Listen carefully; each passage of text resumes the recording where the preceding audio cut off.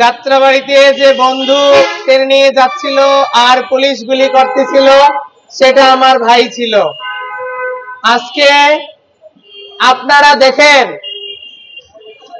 Media ভাইদেরকে দৃষ্টি আকর্ষণ করতেছি, আপনারা একটু লক্ষ্য করে দেখেন সরকার কি করতেছে। আমরা কি কোনো সন্ত্রাসী? না, আমরা জঙ্গি, আমরা শহীদ পরিবার, আমরা শান্তিপূর্ণভাবে একটা আন্দোলন কর্মসূচির জন্য এসেছি।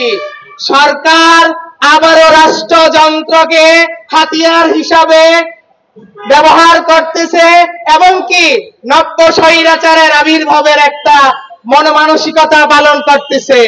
আপনারা দেখেন আমরা গোটা কয়েকজন আসছি, আর পিছনে তাকিয়ে দেখেন সরকার তার পুলিশ বাহিনীকে, আমরা মাত্র 50 জন, সে আমাদের জন্য 500 জন পুলিশ বাহিনীকে লেলিয়ে দিয়েছে, রাষ্ট্রযন্ত্রকে সে ব্যবহার করতেছে। এই সরকার আমাদের স্বজনের রক্তের উপর দিয়ে দাঁড়িয়ে ক্ষমতার মসনদে বসেছে। এই সরকার এস ইউজুয়াল গতানুগতিক গতিতে আসে নাই। এই সরকারের ন্যূনতম কৃতজ্ঞতাবোধ নাই। আমরা এই সরকারের মন্ত্রী পরিষদে যারা উপদেষ্টা পরিষদে বসে আছে প্রায় এজেন্ডা বাস্তবায়ন করতেছে এবং কি এই জুলাই গণঅভ্যুত্থানের বিচার যেন না হতে পারে এর জন্য বিভিন্ন তালবাহানা করতেছে।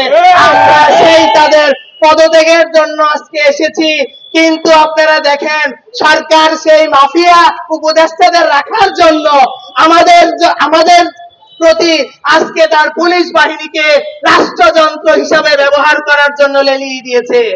আপনারা দেখেন পিছনে 5 শতাধিক পুলিশ মোতায়েন করেছে আমাদের জন্য, আমরা মাত্র 50 জন।